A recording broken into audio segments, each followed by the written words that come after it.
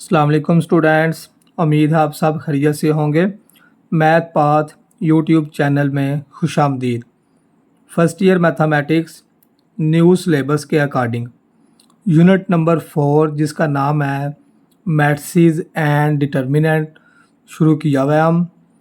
आज हम unit number 4 की एक्सरसाइज 4.1 का क्वेश्चन नंबर 4 और क्वेश्चन नंबर 5 इस वीडियो में मुकम्मल सॉल्व करेंगे। क्वेश्चन नंबर 4 शॉर्ट क्वेश्चन के लिए इम्पॉर्टेंट है। क्वेश्चन नंबर 4 शॉर्ट क्वेश्चन के लिए इम्पॉर्टेंट है। अब इसमें हमने प्रूफ करना है कि a प्लस बी होल का square not equal a square plus 2ab plus b square. हमने ये प्रूफ करना है कि एक्सप्लेन वाई इन जनरल कि ये ऐसा क्यों नहीं है, ये क्यों इक्वल नहीं है। तो उसके लिए क्या करेंगे, कंसीडर में जी लेफ़्ट साइड पे आ रहा है a plus b whole square, तो इसको हम लिख सकते हैं 2 time a plus b. Square को 2 टाइम मल्टीप्लाई में लिख सकते हैं a plus b into a plus b. करेंगे इसको मल्टीप्लाई, a को पहले इन दोनों से मल्टीप्लाई करेंगे a प्लस बी के साथ, और प्लस b को भी इन दोनों से मल्टीप्लाई करेंगे a प्लस b के साथ। अब a का डॉट a के साथ, a मल्टीप्लाई a के साथ होगा, a मल्टीप्लाई b के साथ, b मल्टीप्लाई a के साथ, और b मल्टीप्लाई b के साथ होगा।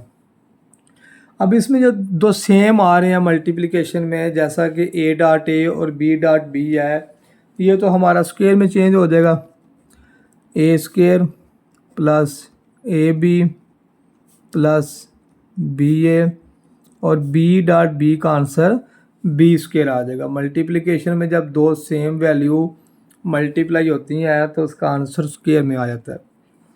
अब इधर ये बात एक लिखनी है, इन जनरल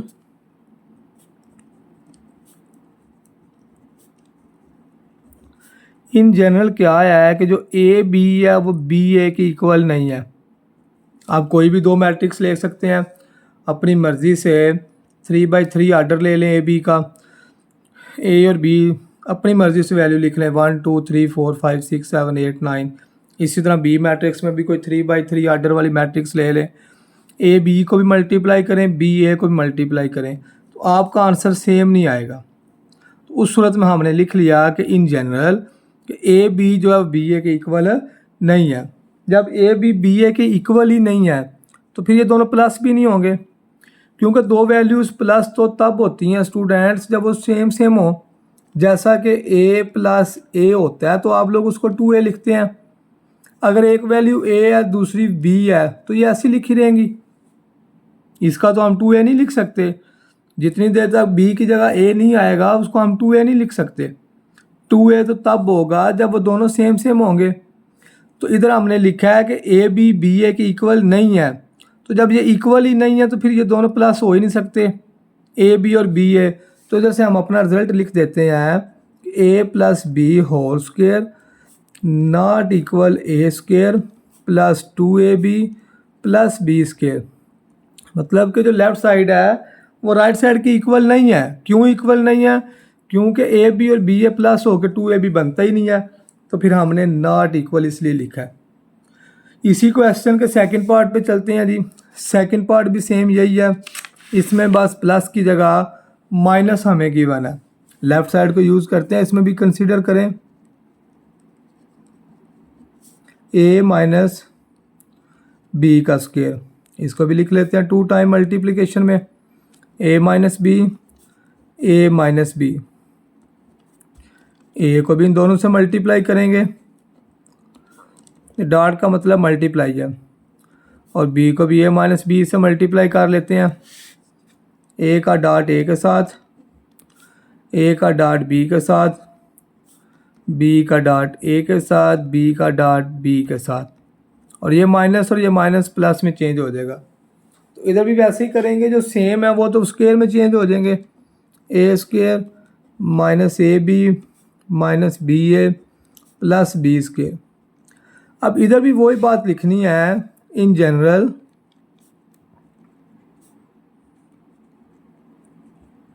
क्या है कि ए बी जो है वो बी ए की इक्वल ही नहीं है। मैट्रिक्स में ए बी जो है वो बी ए की इक्वल नहीं है। आप चेक कर सकते हैं, कोई दो मैट्रिक्स लें, उनको मल्टीप्लाई करें, पहले ए को पहले रखें बी को बाद में, और फिर राइट साइड में बी को पहले रखें ए को बाद में रखें, दोनों का आंसर सेम नहीं आएगा। तो जब ये दोनों का आंसर सेम ही नहीं है, फिर ये दोनों ऐड भी नहीं हो सकते। माइनस ए बी और माइनस बी ये तो एज इट रहेगा। तो फिर हमारा ये रिजल्ट आ जाएगा कि ए माइनस बी जो होल स्क्वायर है वो नॉट इक्वल है a square minus 2ab plus b square. ये वाला रिजल्ट हम प्रूफ नहीं कर सकते, मतलब कि ये इक्वल नहीं है। तो ये हमारा क्वेश्चन सॉल्व हो जाएगा। क्वेश्चन नंबर 4 के थर्ड पार्ट में भी ये स्टेटमेंट है, a plus b into a minus b is not equal a square minus b square. Consider करें इसमें भी a plus b into a minus b, a को ए माइनस बी से मल्टीप्लाई करते हैं और बी को ए माइनस बी के साथ। तो ये आएगा जी a dot a dot b multiply a, b multiply b. अब ये दो सेम है वो तो स्क्वायर में बन जाएगा, a dot b dot a और माइनस बी स्क्वायर। अब इधर भी वही बात लिखेंगे, इन जनरल ये हम रीज़न लिख रहे हैं कि ए बी जो है वो बी ए के इक्वल नहीं है। देखें ए बी अगर बी ए के इक्वल ही नहीं है, फिर ये दोनों कट भी नहीं होंगे। कटिंग तो तब होती है एक प्लस ए लिखा हो दूसरा माइनस ए लिखा हो, तब इसका आंसर 0 आता है। और अगर एक वैल्यू ए लिखी हुई है दूसरी बी लिखी हुई है, ये तो सेम ही नहीं है, ये तो कैंसिल ही नहीं होंगी। तो फिर इसका आंसर हमारा प्रूफ हो जाएगा कि a plus b into a minus b is not equal, ये हमारा इस वैल्यू के इक्वल नहीं है, a square minus b square, क्योंकि हमारा ए बी और बी ए तो आ रहा है, हमें तो सिर्फ ए स्क्वायर माइनस बी स्क्वायर चाहिए था, तो वो कट ही नहीं हुए, तो फिर ये हमारा नॉट इक्वल आ जाएगा। Next student question number 5। Question number 5 भी शॉर्ट क्वेश्चन के लिए इम्पॉर्टेंट है, कोई एक पार्ट इसका शॉर्ट क्वेश्चन के तौर पे पूछा जा सकता है। अब इसमें हमें ए वैल्यू दी हुई है, इसमें हमें 4 चीज़ें फाइंड करनी है, 4 से 5, ए प्लस ए ट्रांसपोज, फिर हम a minus a transpose find करेंगे, फिर a multiply a transpose multiply a, और लास्ट में हमने a transpose whole transpose find करना है। टोटल 5 चीज़ें हैं जिसमें जो हमने फाइंड करना है। मेथड सबका एक जैसा ही है। शुरू करते हैं जी हम ए प्लस ए ट्रांसपोज को फाइंड करना।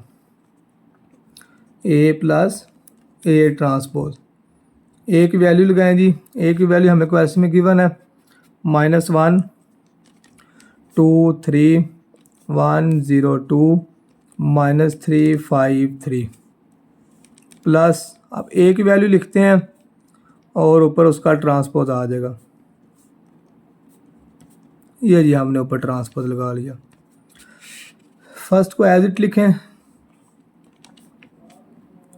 1 0 2 -3 5 3। अब इसका ट्रांसपोज फाइंड करें जी। ट्रांसपोज क्या होता है? ट्रांसपोज ये है कि नंबर ऑफ़ रो को नंबर ऑफ़ कॉलम में चेंज कर लें या नंबर ऑफ़ कॉलम को नंबर ऑफ़ रो में चेंज कर लें। मतलब कि कॉलम को रो बना दो या रो को कॉलम। अब ये हमारा जो कॉलम है इसको हम रो में लिख लेते हैं, इसी तरह इस कॉलम को भी रो में लिख लेते हैं और इस कॉलम को भी रो में लिख लेते हैं। ज़रूरी नहीं कि कॉलम को ही रो में लिखना है, आप रो को भी कॉलम में लिख सकते हैं। अब इन दोनों को प्लस कर लें, -1 और -1 का आंसर -2 आएगा, 2 + 1 का आंसर 3, 3 - 3 का आंसर 0, 1 + 2 3, 0 + 0 2 + 5 -3 + 3 5 + 2 और 3 + 3 आंसर 6 आ जाएगा। लें जी क्वेश्चन नंबर 5 का जो पहला पार्ट था जिसमें हमें फाइंड करना था ए प्लस ए ट्रांसपोज, वो हमने स्टूडेंट्स फाइंड कर लिया। इसी के सेकंड पार्ट पे हम चलते हैं। सेकंड पार्ट में हमें ए की वैल्यू वही गिवन है जो पहले दी हुई थी। इसमें अब हमने a minus a transpose find करना है जी। ए माइनस ए ट्रांसपोज, ए की वैल्यू -1 2 3 1 0 2 -3 5 3 और माइनस ए की वैल्यू लिखें और ऊपर उसका ट्रांसपोज आ जाएगा। ये जी ट्रांसपोज आ गया। ट्रांसपोज फाइंड करते हैं जी। पहले फर्स्ट मैट्रिक्स एज इट,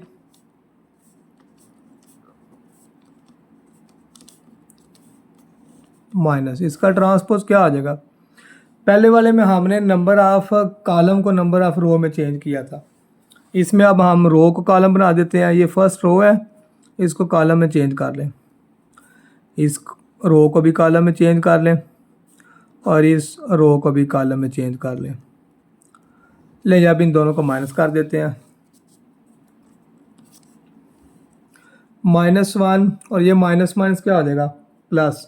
तो -1 + 1 का आंसर 0, 2 - 1 1 आएगा, 3 ये माइनस और ये माइनस प्लस, 3 + 3 1 - 2 0 - 0 2 - 5 -3 -3 5 - 2 और 3 - 3 का आंसर 0 आ जाएगा। ले जी हमने a minus a transpose find कर लिया। नेक्स्ट पार्ट में फाइंड करेंगे a multiply a transpose. A multiply a transpose, a की वैल्यू पुट करें इसमें। ए की वैल्यू है हमारे पास -1 ए मैट्रिक्स। अब इसका जो ट्रांसपोज है वो मैं डायरेक्ट लिख देता हूँ। ए का ट्रांसपोज आएगा -1 1 - 3 2 0 5 3 2 3। ले जी हमने ट्रांसपोज लिख लिया। अब इन दोनों मैट्रिक्स को मल्टीप्लाई करना है। मल्टीप्लिकेशन का आपको कल भी मेथड बताया था कि पहले मैट्रिक्स के नंबर ऑफ कॉलम दूसरी मैट्रिक्स के नंबर ऑफ रो के इक्वल हों तो वो मैट्रिक्स मल्टीप्लिकेशन हो सकती है। तो अब इसमें चेक करें, पहले के 3 कॉलम है, सेकंड के 3 रो हैं, तो ये मल्टीप्लाई हो सकता है। फर्स्ट रो फर्स्ट कॉलम, -1 को -1 से, 2 को 2 से, 3 को 3 से। अब फर्स्ट रो को सेकंड कॉलम से, -1 को 1 से, 2 को 0 से, 3 को 2 से। अब थर्ड कॉलम से +3 +10 +9। Second row first column -1 +0 +6। First second row second column 1 +0 +4। Second row third column -3 +0 +6। अब ये थर्ड रो फर्स्ट कॉलम -3 +10 +9 -3 +0 +6 और +9 +25 +3 3 द 9। अब जी इनको प्लस कर लेते हैं। प्लस करने से आंसर हमारा आएगा 9 में 1 प्लस करें 10 और 10 में 4 प्लस करेंगे तो आंसर 14 आ जाएगा। 6 में से 1 माइनस कर लें, 10 में 9 प्लस करें 19, 19 में 3 प्लस करेंगे तो आंसर हमारा 22 आएगा। 6 में से 1 माइनस कर लें, 4 + 1 6 - 3 10 3 13, 13 में 9 प्लस करेंगे तो 22 आ जाएगा। नेक्स्ट है जी हमारे पास 6 - 3 और 9 + 9 + 25 को ऐड करेंगे तो 43 हमारा आंसर आ जाएगा। लेकिन जी हमने ए मल्टीप्लाई ए ट्रांसपोज फाइंड कर लिया। और इसका जो सेकंड पार्ट है ना स्टूडेंट्स, ए ट्रांसपोज ए वाला, ए ट्रांसपोज ये आप लोगों ने खुद करना है। इसमें क्या करना होगा, इस ए ट्रांसपोज को पहले लिख लेना, ए को बाद में, ये वैल्यू पहले आ जाएगी और ये ए वाली वैल्यू बाद में चली जाएगी। तो उसको सिंपल मल्टीप्लिकेशन करना। लास्ट वाले पार्ट में है ए ट्रांसपोज का ट्रांसपोज। अब इसका ये 2 दफ़ा ट्रांसपोज लेना। तो किसी भी चीज़ का अगर 2 दफ़ा ट्रांसपोज लिया जाए तो दोबारा हमारे पास वही आंसर आ जाता है।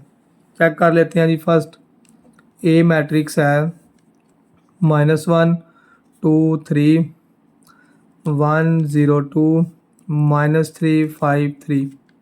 Taking transpose on both side, तो राइट साइड का ट्रांसपोज आएगा -1 -3 2 0 5 3 2 3।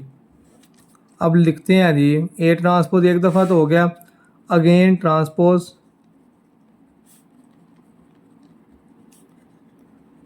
On both side, again transpose लें जी, ए ट्रांसपोज का ट्रांसपोज और इसका ट्रांसपोज भी आ जाएगा। तो डायरेक्ट लिख देता हूँ -1 2 3 1 0 2 -3 5 3। लें जी क्वेश्चन नंबर 5 का लास्ट जो पार्ट था ए ट्रांसपोज होल ट्रांसपोज, वो भी हमने फाइंड कर लिया। आज का लेक्चर स्टूडेंट इंतहाई आसान था। इसके बावजूद भी अगर किसी बच्चे को समझ नहीं आई वो कमेंट में बता सकता है। अगर वीडियो पसंद आई है तो चैनल को लाइक और सब्सक्राइब ज़रूर कीजिएगा। अल्लाह हाफिज़।